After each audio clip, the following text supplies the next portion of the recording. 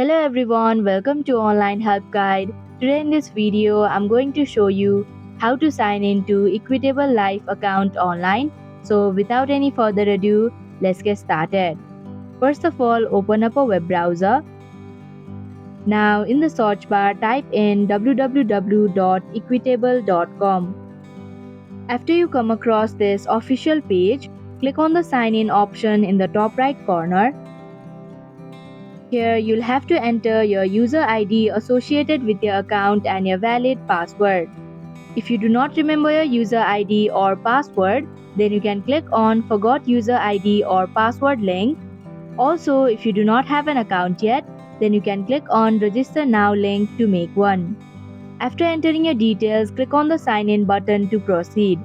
And that is how you can sign into Equitable Life account online. Thank you for watching Online Help Guide. Hope this video was helpful. If it was, then hit the like button and comment down if you have any questions or feedback. Also, if you are new to our channel, subscribe and hit the bell icon so that you don't miss our upcoming videos.